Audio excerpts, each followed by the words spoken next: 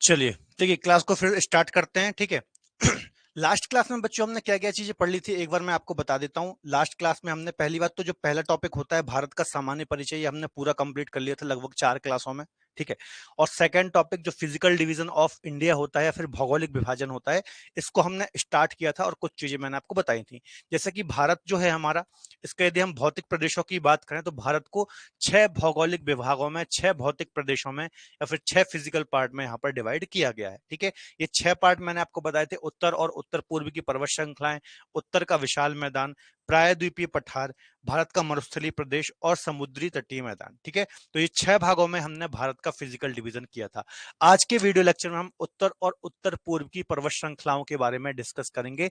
ये आज हमारा टॉपिक रहने वाला है, काफी महत्वपूर्ण टॉपिक है। ठीक है। चलिए देखिए, यदि हम बात करें बच्चों उत्तर और उत्तर पूर्व की पर्वत श्रृंखलाएं, तो इसमें हम हिमालय रेंज को स्टडी करते हैं। ठीक है। हिमालय जो कि विश्व की सबसे ऊंची पर्वत श्रृंखला है, हमारे भारत में ही स्थित है। भारत, नेपाल, चीन, है ना, नेपाल, भूटान, ये कुछ प्रमुख देश है जहां पर हिमालय रेंज स्थित है। ठीक है। यदि इसके डिवीजन की बात करूं, विभाजन की बात करूं, तो हिमालय में बहुत सारी रेंजेस आती हैं, तो उनको हम एक एक करके डिस्कस करेंगे। जैसा कि ट्रांस हिमालय आता है, मुख्य हिमालय आता है, पूर्वोत्तर हिमालय आता है। ठीक है। इनमें जो जो भी श्रेणियां आती है, जैसे काराकोरम श्रेणी, लद्दाख श्रेणी, जास्कर श्रेणी, कैलाश श्रेणी, इसके अलावा महान हिमालय, मध्य हिमालय, शिवालिक, पूर्वोत्तर हिल्स या फिर पूर्वोत्तर पहाड़ियां, तो ये सभी हम यहाँ पर पढ़ेंगे। ठीक है। इसके अलावा हिमालय का प्रादेशिक विभाजन भी करते हैं। इसके अंतर्गत हम कश्मीर हिमालय, कुमायूं हिमालय, नेपाल हिमालय और असम हिमालय के बारे में पढ़ते हैं। ठीक है। चलिए, अब थोड़ा सा हम बच्चों हिमालय के बारे में बेसिक चर्चाएं कर लेते हैं कि आखिर हिमालय पर्वत है क्या, कहां पर ये सिचुएटेड है, किस किस देश में, किस किस राज्य में सिचुएटेड या फिर लोकेटेड है, इसकी ऊंचाई कितनी है, लंबाई कितनी है। ठीक है। फिर प्रॉपर तरीके से हम हिमालय बना कैसे, इसका निर्माण कैसे हुआ, ठीक है, वो उसके संबंध में जो 2 थ्योरी दी जाती हैं, जियोसिंक्लाइन थ्योरी, इसके अलावा प्लेट टेक्टोनिक थ्योरी, उनको भी हम यहाँ पर समझेंगे। ठीक है। चलिए, पर्वत का प्रकार, तो किस प्रकार का पर्वत है हिमालय, तो सबसे पहले इसको समझ लीजिए। ये बच्चों युवा वलित पर्वत का एग्जाम्पल है या फिर यंग फोल्डेड माउंटेन का एग्जाम्पल है। कैसा पर्वत है? युवा वलित या फिर इंग्लिश में बोलते हैं यंग फोल्डेड माउंटेन का ये एग्जाम्पल है हिमालय। ठीक है। अब युवा वलित पर्वत क्या होते हैं, अभी मैं आपको पूरा थ्योरी समझाऊंगा कि कैसे आखिर हिमालय का निर्माण हुआ। देखिए, शॉर्ट में समझ लीजिए, युवा वलित पर्वत क्या होते हैं बच्चों? 2 प्लेटों की टक्कर के पश्चात, ये प्लेटें क्या होती हैं अभी मैं सब आपको समझाऊंगा। ठीक है। मान लीजिए ये 2 प्लेटें हैं और बीच में कोई सागर महासागर है। ठीक है। तो इन प्लेटों की टक्कर के पश्चात, इन प्लेटों की टक्कर के पश्चात इस प्रकार से ठीक है, इस प्रकार से यहां पर बना देता हूं। ये 2 प्लेटें की टक्कर हुई, है ना, ये इस प्रकार से, ये ए प्लेट थी, ये बी प्लेट थी। ठीक है। तो ये बीच में जो सागर था, इसके अवसाद इस प्रकार से खड़े हो जाते हैं और इस प्रकार से एक पर्वत का निर्माण हो जाता है। तो इसको हम बोलते हैं युवा वलित पर्वत या फिर यंग फोल्डेड माउंटेन। कैसे हिमालय का निर्माण हुआ अभी हम डिस्कस करेंगे आगे। ठीक है, डिटेल में। अभी बस आप इतना समझ लीजिए कि जो हिमालय है वो युवा वलित पर्वत का एग्जाम्पल है या फिर यंग फोल्डेड माउंटेन का एग्जाम्पल है, आपको याद रखना है। ठीक है। चलिए आगे डिस्कस करते हैं। उत्पत्ति कैसे हुई है, तो भारतीय प्लेट या फिर इंडियन प्लेट के यूरेशियन प्लेट की टक्कर के पश्चात 2 प्लेटें थी, अभी मैं सारी थ्योरी आपको समझाऊंगा। ठीक है। एक इंडियन प्लेट थी, एक यूरेशियन प्लेट थी। जब ये 2 प्लेटें आपस में टकराई, तो बीच में जो एक सागर था जिसको हम बोलते हैं टैथिस सागर, इसको हम क्या बोलते हैं? टैथिस सागर। तो टैथिस सागर में जो अवसाद थे, सेडिमेंट्स थे, ठीक है, तो जब ये प्लेटें टकराई तो यही अवसाद इस प्रकार से खड़े हो गए, जिसको हम हिमालय बोलते हैं। ठीक है। तो हिमालय का निर्माण कैसे हुआ है? टेथिस सागर के अवसादों से हुआ है, इंडियन प्लेट और यूरेशियन प्लेट की टक्कर के पश्चात। ये पूरी चीजें अभी मैं आपको डिटेल में समझाऊंगा। ठीक है। अभी बस आप थोड़ा हम बेसिक चीजें पढ़ रहे हैं हिमालय के बारे में। एरिया कितना है, कितने एरिया में लगभग ये फैला हुआ है? ठीक है। तो 6,12,021 वर्ग किलोमीटर में लगभग फैला हुआ है हमारा हिमालय। उतना इंपॉर्टेंट नहीं है, पूछेगा नहीं। लेंथ कितनी है, इसकी लंबाई कितनी है, तो लगभग 2400 से 2500 किलोमीटर के आसपास ये फैला हुआ है पूरा। आप देखेंगे यहां से स्टार्ट होता है लद्दाख वाले रीजन से, तो ये पूरा नॉर्थ ईस्ट तक जाता है और फिर वापस से दक्षिण में यहाँ तक आता है। तो ये पूरा लगभग 2400 किलोमीटर की लंबाई में ये फैला हुआ है, आपको याद रखना है। ठीक है। 2400, कहीं कहीं 2400 भी लिखा मिलता है, कहीं कहीं आपको 2500 लिखा मिलेगा, तो एक आपको रफ आइडिया लेके चल रहा है। इसकी चौड़ाई की बात करेंगे बच्चों, तो 400 से लेकर के 150 या फिर 400 से लेकर के 160 किलोमीटर इसकी चौड़ाई है ना। अब ये ऐसा क्यों है कि 400 से 160 क्यों लिखा हुआ है? तो यदि हिमालय को आप देखेंगे बच्चों, तो जो ये पश्चिम है, ये पश्चिम, ठीक है। पश्चिम में ये ज्यादा चौड़ा है, पश्चिम में लगभग 400 किलोमीटर इसकी चौड़ाई है, जबकि पूर्व में आप देखेंगे, जबकि पूर्व में आप देखेंगे तो लगभग 150 या फिर 160 किलोमीटर के आसपास चौड़ाई है। मतलब पश्चिम से पूर्व की ओर जाने पर इसकी जो चौड़ाई है वो कम होती है। ठीक है, तो इसलिए इस प्रकार से चौड़ाई लिखी है, 400 से 160 किलोमीटर लगभग इसकी चौड़ाई है। देखिए, पश्चिम से पूर्व की ओर जाने पर इसकी जो चौड़ाई है कम होती है, decreases from west to east. ठीक है, ये बात याद रखना है।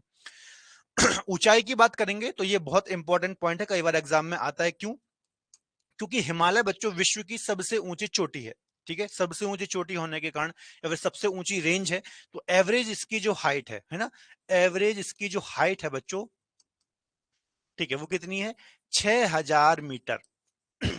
अब एवरेज हाइट से मतलब क्या है? अब जितनी भी आप मेन मेन मतलब रेंजेस देखेंगे विश्व में, है ना, या फिर माउंटेन पीक्स देखेंगे, जैसे माउंट एवरेस्ट हो गया, है ना, सॉरी, माउंट एवरेस्ट हो गया, ठीक है, कंचनजंगा हो गया, कंचनजंगा हो गया, मकालू हो गया, नंदा देवी हो गया, धौलागिरी हो गया, बहुत सारी, मतलब 8000 मीटर से भी ऊंची पर्वत श्रृंखला है ना, 6000 मीटर से ऊंची है, 7000 मीटर से ऊंची है कुछ।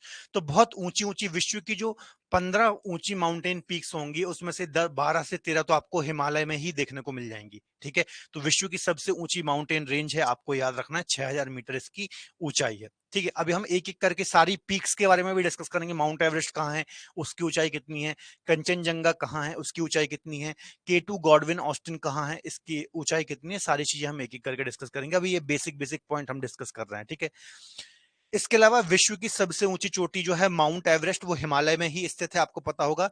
यहाँ पर नेपाल और यहाँ पर तिब्बत है, यहाँ पर तिब्बत है और ये नेपाल है, तो तिब्बत और नेपाल के बच्चों बॉर्डर पर माउंट एवरेस्ट आता है। ठीक है, जो कि विश्व की सबसे ऊंची माउंटेन पीक है। 88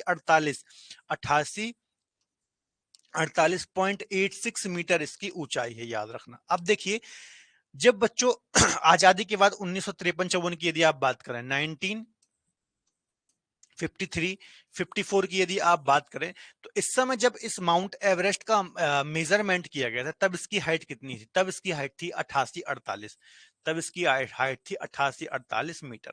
ठीक है, लेकिन पुनः अभी कुछ टाइम पहले ही 2015 की बात है, 2015 में चीन और नेपाल ने संयुक्त रूप से मिलकर के जब इसका मेजरमेंट किया, तो इसकी ऊंचाई कितनी हो गई? 88-48.86 मीटर। इसका मतलब क्या है कि जो यंग फोल्डेड माउंटेन होते हैं या फिर जो युवा वलित पर्वत होते हैं, इनकी विशेषताएं क्या होती हैं बच्चों, कि इनकी हाइट लगातार बढ़ते जा रही है। क्यों?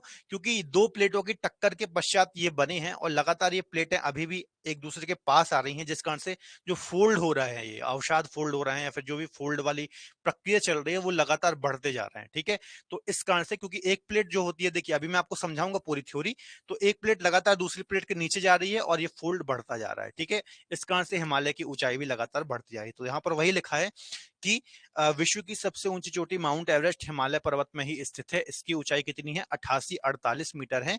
नवीन आंकड़ों के अनुसार वर्तमान में माउंट एवरेस्ट की ऊंचाई 88-48.86 मीटर है। ठीक है, जो चीज मैंने आपको एक्सप्लेन की।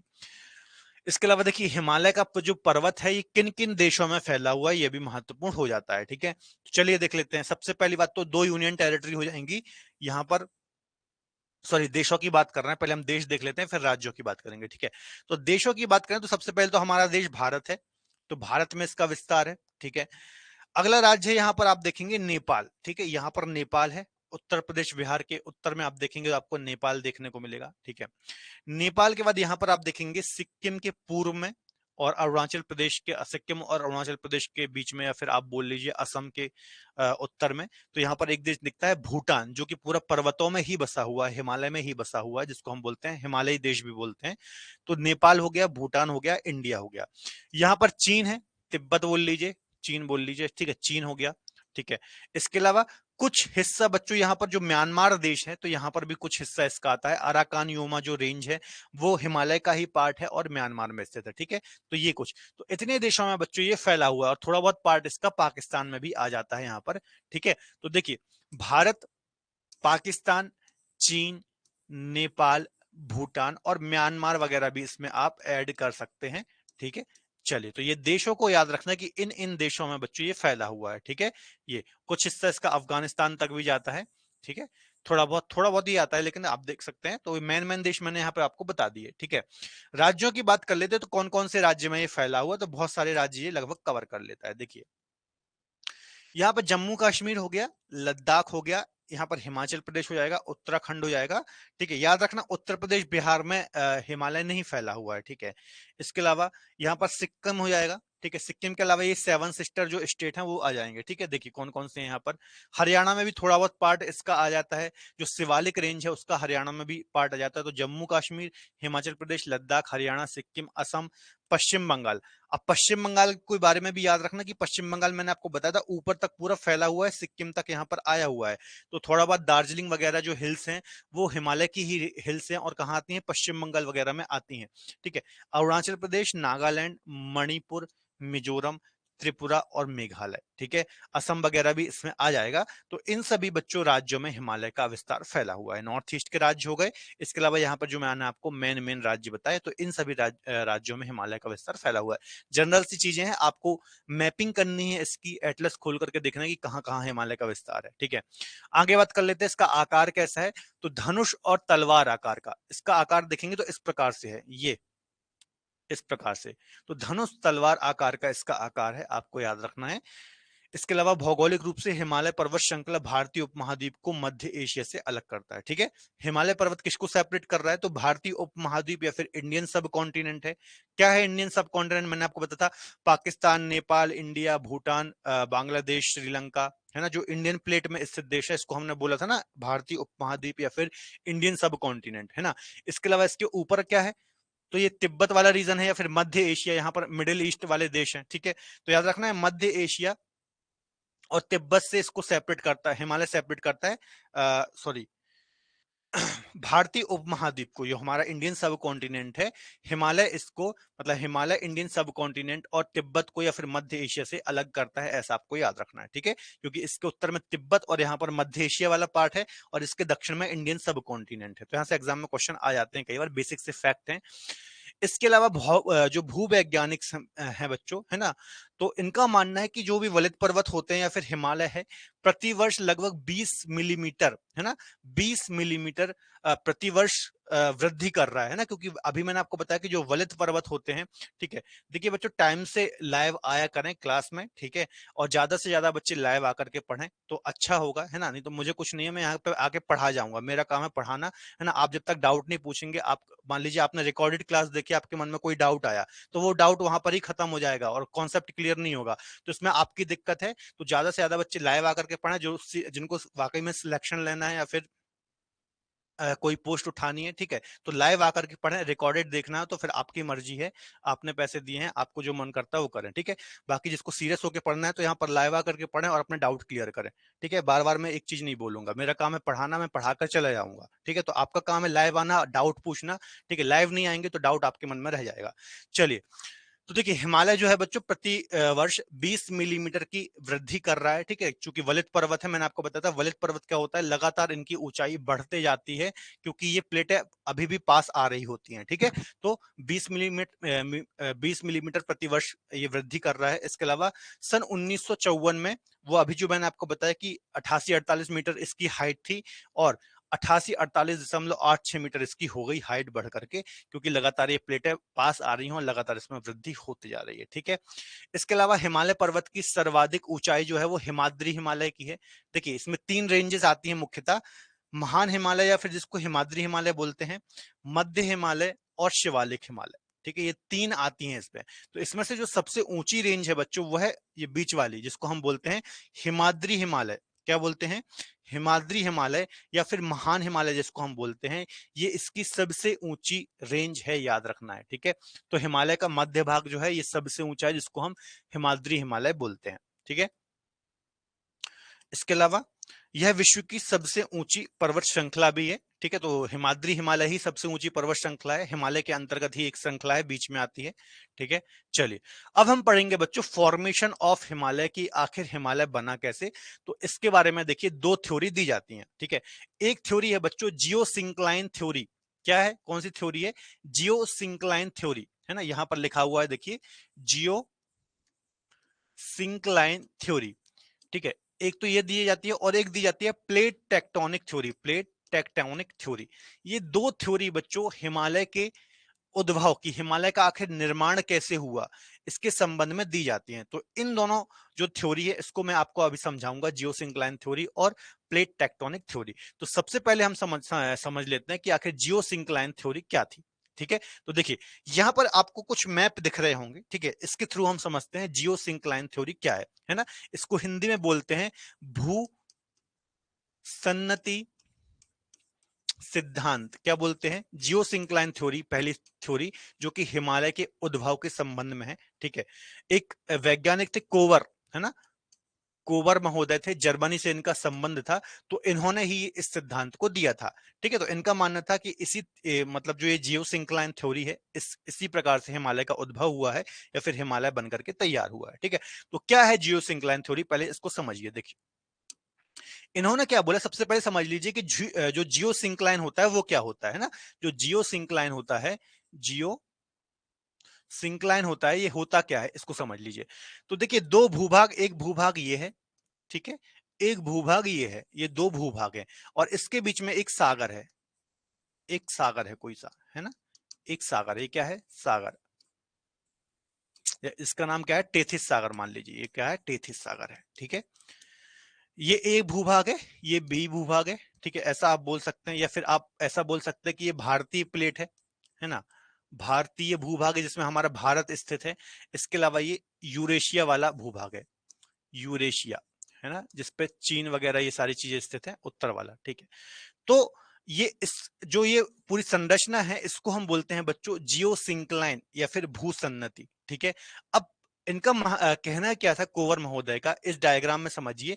ये देखिए एक भूभाग ये है, ठीक है, एक प्लेट बोल सकते हैं आप, एक भूभाग ये है, ठीक है, और बीच में ये क्या है, एक सागर है, या फिर इसको हम बोलेंगे जियो सिंक्लाइन। दो भूभागों के बीच में एक सागर, ठीक है, उसको हम बोलते हैं जियो सिंक्लाइन। अब देखिए इसमें क्या हो रहा है बच्चों, हजारों लाखों वर्षों में यहां से भी कुछ नदियां आएंगी, यहां से भी कुछ नदियां आएंगी, क्योंकि अल्टीमेटली जो नदियां होती हैं, रिवर होती हैं, वो अपना जल कहां गिराती हैं, किसी सागर महासागर में ही गिराती हैं, ठीक है। तो कुछ जो नदियां हैं वो इस साइड से आएंगी, यूरेशिया साइड से आएंगी, यूरेशियन प्लेट साइड से आएंगी, और कुछ नदियां हमारे भारतीय उपमहाद्वीप साइड से आएंगी, ठीक है। तो कुछ नदियां यहां से आएंगी, कुछ नदियां यहां से आएंगी, और नदियां अपने साथ क्या लाती हैं, अवसाद लाती हैं, सेडिमेंट्स लाती हैं। सेडिमेंट्स का मतलब क्या है, कंकड़ पत्थर रेत मिट्टी बालू, है ना। तो लगातार ये सेडिमेंट्स का डिपोजिशन यहां पर करेंगी, कहां पर करेंगी, इस सागर महासागर में करेंगी, ठीक है, इस सागर महासागर में लगातार वो सेडिमेंट्स का डिपोजिशन करेंगी, ठीक है। जिससे क्या होगा बच्चों, ये जो जियो सिंक्लाइन है ना, तो इसमें क्या कंप्रेशन बढ़ते जाएगा, इसमें कंप्रेशन बढ़ते जाएगा, ठीक है, इसमें भार बढ़ते जाएगा। जिस कहां से इसकी जो तली है, पहले देखिए, पहले मान लीजिए ये इस प्रकार का था, ठीक है, इस प्रकार का था, फिर लगातार जब इसमें वेट बढ़ता रहेगा अवसादों का, तो ये जो भूभाग है ये कुछ ऐसा होता जाएगा, ठीक है, ये ऐसा होता जाएगा, ये, ठीक है। लगातार अवसाद बढ़ते जा रहे हैं, यहां पर देखिए अवसाद है और बढ़ते जा रहे हैं ये इस प्रकार से, ठीक है। अवसाद बढ़ते जाएंगे, भार बढ़ते जाएगा, और प्लेटों का मूवमेंट भी इस प्रकार से दोनों अपोजिट साइड हो रहा है, ठीक है। इस प्रकार से प्लेटों, मान लीजिए ये दो प्लेटें हैं, ठीक है, बीच में कोई सागर है ना। अब इस साइड से भी नदियां आ रही हैं, इस साइड से भी नदियां आ रही हैं, बीच में समुद्र है, ठीक है। लगातार इसमें अवसादों का डिपोजिशन, सेडिमेंट्स का डिपोजिशन होते जा रहा है, जो नीचे की तली है वो नीचे धंसते जा रही है इस प्रकार से, ठीक है, और ये प्लेटें पास आती जा रही हैं, ठीक है, इस प्रकार से, इस प्रकार से, ठीक है, इस प्रकार से कुछ ये। तो होगा क्या बच्चों, अल्टीमेटली जब ये प्लेटें पास आती जाएंगी, कंप्रेशन होगा, है ना, नीचे कंप्रेशन बढ़ते जाएगा, दबाव बढ़ते जाएगा, ठीक है। तो एक टाइम के बाद क्या होगा कि यही जो अवसाद थे, है ना, सागर में अवसाद थे, तो इनका क्या हो जाएगा, फोल्ड हो जाएगा, ये ऐसे फोल्ड हो जाएंगे इस प्रकार से, ठीक है, इस प्रकार से फोल्ड होंगे और एक वलित पर्वत का निर्माण हो जाएगा, ठीक है, वलित पर्वत का निर्माण हो जाएगा। लेकिन आपको एक चीज याद रखनी है यहाँ पर, ठीक है, जब ये फोल्डेशन होगा, ठीक है, इस प्रकार से ये, मान लीजिए ये इस प्रकार से था, है ना, ये, ठीक है, ये इस पर इस साइड मूवमेंट कर रही है, ये इस साइड मूवमेंट कर रही है, ये, ठीक है, ये सागर था। लगातार इसकी तली ऐसे नीचे हो जाती जा रही है, और जब देखिए तली में जब ये भार बढ़ते जाएगा, कुछ तली इस प्रकार से नीचे जाती जा रही है, कंप्रेशन बढ़ते जा रहा है, और ये वाले जो पार्ट हैं ये पास आते जा रहे हैं, ये, और एक टाइम के बाद जो इसमें अवसाद थे यही इस हिमालय के रूप में इस प्रकार से खड़े हो जाएंगे, ठीक है। तो जब ये लगातार कंप्रेशन बढ़ता रहा तो कुछ फोल्ड यहाँ पर हुए और कुछ फोल्ड यहाँ पर हुए, ठीक है, और बीच का हिस्सा इस प्रकार से हो गया। तो एक साइड बन गया बच्चों हिमालय, एक साइड बन गया बच्चों हिमालय पर्वत, और एक साइड बन गया यहाँ पर कुनलुन पर्वत, कुनलुन पर्वत, और बीच में जो आप देख रहे हैं इसको बोलते हैं हम तिब्बत का पठार, तिब्बत का पठार, ठीक है। तो सिंपल सा इनकी एक थ्योरी थी कोवर महोदय की, जिन्होंने जियो सिंक्लाइन थ्योरी दी, ठीक है, या फिर भूसंनति सिद्धांत दिया। इन्होंने कहा कि दो भूखंडों के बीच में एक सागर था, ठीक है, जिसको जियो सिंक्लाइन बोलते हैं, ठीक है। आप ऐसा बोल सकते हैं ये एक इंडियन प्लेट थी और एक ये यूरेशियन प्लेट थी, ठीक है। इनके बीच में एक उथला सागर था जिसको जियो सिंक्लाइन कहा गया, ठीक है। इसमें लगातार करोड़ों वर्षों में नदियों ने बहुत सारे अवसादों को जमा किया था। जैसे जैसे अवसाद जमा होते जा रहे थे उसकी तली में वेट बढ़ता जा रहा था, कंप्रेशन बढ़ते जा रहा था और तली नीचे की ओर झुकते जा रही थी। पहले तली इतनी थी, फिर और वेट बढ़ा, तली और नीचे धसी। इस प्रकार से देखिए ये अवसाद है, अवसादों का दबाव बढ़ते जा रहा है, तली नीचे धसते जा रही है, प्लेटों का मूवमेंट अपनी ओर आते जा रहा है, ठीक है। तो एक टाइम के बाद क्या होगा, एक टाइम के बाद ये जो अवसाद है इस प्रकार से खड़े हो जाएंगे, इस प्रकार से फोल्ड हो जाएंगे, है ना, और इस प्रकार से एक माउंटेन का निर्माण हो जाएगा। तो इसको ही कहा गया भूसन्नति सिद्धांत, ठीक है। देखिए इस प्रकार से कुछ यहाँ पर ये कुनलुन पर्वत बन गया, यहाँ पर ये हिमालय पर्वत बन गया और यहाँ पर ये तिब्बत का पठार बन गया, ठीक है। ये एशियाई आर्द्र भूमि थी और ये भारतीय आर्द्र भूमि थी, इस प्रकार से, ठीक है। इस प्रकार से ये, तो ये था बच्चों हिमालय के संबंध में कौन सा सिद्धांत, हिमालय के संबंध में कोवर का भूसन्नति सिद्धांत। यहाँ पर वही सारी चीजें लिखी हुई हैं जो मैंने आपको एक्सप्लेन करी है। देखिए हिमालय पर्वत विश्व की नवीन वलित पर्वत का एग्जाम्पल है। हिमालय पर्वत की उत्पत्ति की सबसे अच्छी व्याख्या जर्मनी की भूगर्भ वैज्ञानिक कोवर महोदय ने की अपने भूसन्नति सिद्धांत के थ्रू, ठीक है। जो मैंने आपको समझाया है वही सारी चीजें हैं, ठीक है। यहाँ पर दोस्तों अगर आप इसी तरीके से कंप्लीट जीएस पढ़ना चाहते हैं, बहुत ही सिंपल तरीके से पढ़ना चाहते हैं, इमेजिनेशन के थ्रू पढ़ना चाहते हैं, तो 100 घंटे के अंदर जीएस का मैंने आप सभी के लिए एक ऐसा कोर्स डिज़ाइन कर रखा है जो आपको जीएस को लेकर कंप्लीट सॉल्यूशन प्रोवाइड करता है। देखिए आप सभी को पता ही है कि जीएस एक ऐसा सब्जेक्ट है जिसमें मल्टीपल सब्जेक्ट हमको कवर करना होते हैं। Physics, chemistry, bio, economics, multiple subjects होते हैं, लगभग 7-8 सब्जेक्ट्स होते हैं। तो इनको कवर करना वाकई में बहुत डिफिकल्ट काम होता है। मैंने आप सभी को कंप्लीट सॉल्यूशन दिया है 100 आवर जीएस के इस कोर्स के अंदर। सारे सब्जेक्ट मैंने ही आपको पढ़ाए हैं और बहुत ही सिस्टमेटिक तरीके से सबसे सिंपल वे में मैंने आपको चीज़ों को एक्सप्लेन किया है और हमने ट्रिक के माध्यम से भी चीज़ों को इसमें याद किया है। इंग्लिश एंड हिंदी मिक्स में ये कोर्स मैंने आपके लिए डिज़ाइन किया है। 2 ईयर की वैलिडिटी के साथ में आपको ये कोर्स मिल जाता है। अगर आप इस कोर्स को एनरोल करना चाहते हैं तो डिस्क्रिप्शन बॉक्स और कमेंट बॉक्स में लिंक दे रखा है, वहाँ पर क्लिक कर सीधे कोर्स के अंदर एनरोल कर सकते हैं। इसके अलावा क्रेजी जी के ट्रिक एप्लीकेशन डाउनलोड कर लीजिए। वहाँ पर फाउंडेशन कोर्स के अंदर कोर्स बाय एक्सेसर में आपको 100 आवर जीएस का ऑप्शन मिल जाएगा। कोर्स को लेकर अगर कुछ भी क्वेरी है आपकी तो स्क्रीन पर दिए गए नंबर पर आप कॉल कर सकते हैं, बेझिझक कॉल करके इन्फॉर्मेशन ले सकते हैं। चलिए वापस आते हैं हमारे लेक्चर पर। लेकिन एक बात समझिए बच्चों कि जो दो सिद्धांत मैंने आपको बताया, एक तो कोवर का भूसन्नति सिद्धांत, इसके अलावा प्लेट टेक्टोनिक सिद्धांत है ना, हैरी हेस का है, प्लेट विवर्तनिकी सिद्धांत है। तो प्लेट विवर्तनिकी सिद्धांत को ज्यादा मान्यता मिलती है हिमालय के उद्भव के संबंध में, ठीक है। तो अब हम उसी को पढ़ेंगे क्योंकि जितने भी वलित पर्वत हैं विश्व में, ठीक है, जितने भी विश्व में वलित पर्वत हैं उनका निर्माण प्लेट टेक्टोनिक गतिविधियों के कारण ही हुआ है। मतलब दो प्लेटों के अभिसरण के पश्चात हुआ है। जब दो प्लेटें टक्कर हुई, दो प्लेटों की टक्कर हुई और बीच में कोई सागर महासागर था तो उसके अवसाद ही उस वलित पर्वत के रूप में खड़े हो गए, ठीक है। तो ये जियो सिंक्लाइन थ्योरी थी। अब जो सबसे प्रमाणिक थ्योरी है जिसको हम बोलते हैं प्लेट टेक्टोनिक थ्योरी, उसको हम पढ़ते हैं, उसको हम थोड़ा सा अच्छे से पढ़ते हैं, ठीक है। तो देखिए हैरी हेस महोदय थे, इन्होंने दिया है प्लेट टेक्टोनिक सिद्धांत। हालांकि जो प्लेट टेक्टोनिक सिद्धांत है सिर्फ इसमें हैरी हेस का ही मतलब हाथ नहीं है। इसके पहले बहुत सारी थ्योरी दी गई थी, उनका एक मिश्रित समूह या फिर सम्मिलित स्वरूप है प्लेट टेक्टोनिक थ्योरी। जब वर्ल्ड ज्योग्राफी में हम प्लेट टेक्टोनिक थ्योरी को स्टडी करेंगे तो डिटेल में करेंगे। अभी हमें सिर्फ हिमालय के उद्भव को समझना है, इसलिए हम ज्यादा डिटेल में नहीं जाएंगे, ठीक है। तो सबसे पहले समझ लीजिए आखिर प्लेट क्या होती है ना। आखिर प्लेट क्या होती है इसको जरा समझ लीजिए, है ना। यहाँ पर लिखा है देखिए, व्हाट इज प्लेट या फिर प्लेट क्या होती है, ठीक है। तो बृहद स्थल मंडलीय खंड को प्लेट बोलते हैं जो अर्ध तरल अवस्था वाले दुर्वलता मंडल के ऊपर अवस्थित है। कोई कुछ चीज कुछ आपको समझ में नहीं आया होगा, मैं समझा देता हूं। देखिए प्लेट क्या होती है, आपको पता है हमारी जो अर्थ है बच्चों, ये हमारी अर्थ है ना।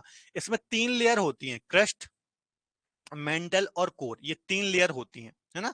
सबसे ऊपर वाले को बोलते हैं क्रस्ट, मेंटल और कोर। ये सब वर्ल्ड ज्योग्राफी के टाइम पे हम डिटेल में पढ़ेंगे, अभी मैं आपको समझा रहा हूं बस, ठीक है। तो इसमें जो ऊपर वाला ये क्रस्ट है ना, ये